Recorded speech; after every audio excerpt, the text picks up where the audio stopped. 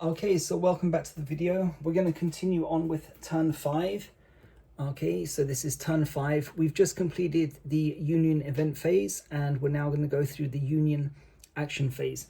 So this is the first time that we're going to actually determine the actions for the Union counters. In previous videos, they were either making automatic moves or they were automatically resolving crouch and reform because these counters here took some early hits. So how do we resolve the Union actions? First of all, we start off with attack track A, and we resolve the action for the foremost counter on attack track A. There is no Union counter on attack track A, so we switch to attack track B, which is 14th Connecticut. So we're going to roll 1d6. We're going to consult this table. 1 to 4 is a move. If they were in the final attack position, that would possibly be a charge. 5 to 6 will be a volley. Okay, so this is for the 14th Connecticut. 1d6 is a 1, so the 14th Connecticut will move forward from B1 to B2. Okay, next we check attack track C. First Delaware is the foremost counter, so again we roll 1d6. 1 to 4 will be a move, 5 to 6 will be a volley. We get a 2, so first Delaware will advance from C2 to C3. Same thing for attack track D, 5th Maryland. 1 to 4 is a move, 5 to 6 is a volley, and we get a 5. Okay, so 5th Maryland is going to attempt to attack the 4th North Carolina.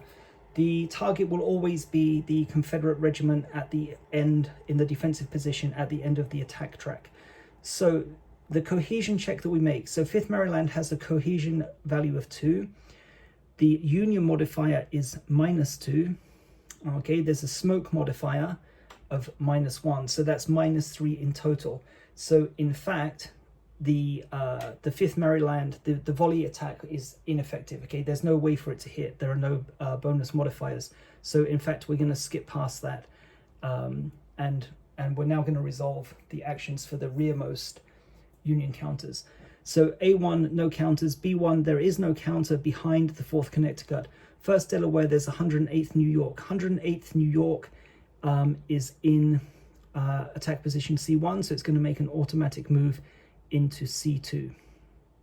Okay, 5th Maryland failed, tried to resolve the volley action, didn't succeed in doing so. 130th Pennsylvania should move forward, but obviously it can't because this box, D2, is occupied. So the 130th Pennsylvania will hold position and it will take no action. So it will remain in D1. If in a subsequent turn 5th Maryland moves forward, 130th Pennsylvania will be able to do so as well.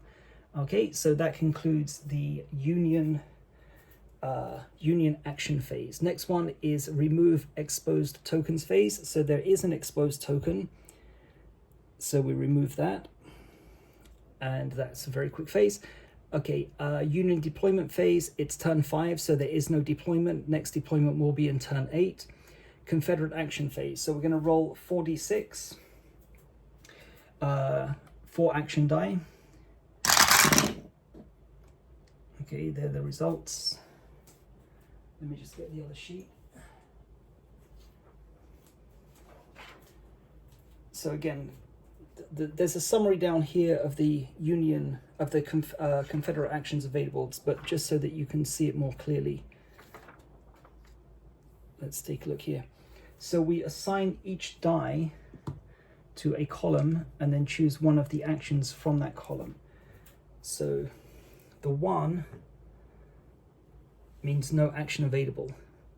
The 2's here, the 3 is here, and the 4 is here. So this one is discounted. So let's take a look at what's going on. We really want the 30th North Carolina to reload. So we would perhaps use that action for a reload. We'll try and inspire the 2nd North Carolina. And then we probably want the 14th North Carolina to reload as well. So we're going to do a cohesion check, automatic reload, automatic reload. So let's do the reloads first. So 30th North Carolina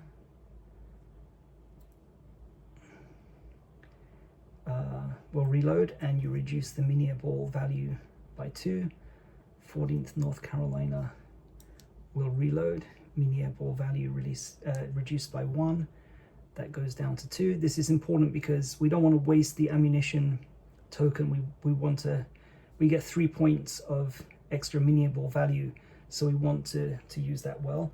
And then 2nd North Carolina is going to make a cohesion check. So there are no modifiers. This is a straight cohesion check. On a result of 1, 2, 3, or 4, the cohesion check will succeed, and the cohesion will go back up to 5. 5 or 6 is a fail, and we get a 3. So it succeeds. We remove the cohesion counter, and 2nd North Carolina has a cohesion of 5 again. Okay, and that concludes the Confederate action phase.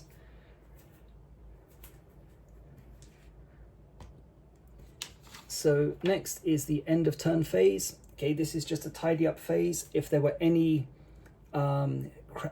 crouch tokens attached to Union counters with a cohesion above 1, we would remove those. And the other thing we do is remove the smoke token, take that away from the smoke box.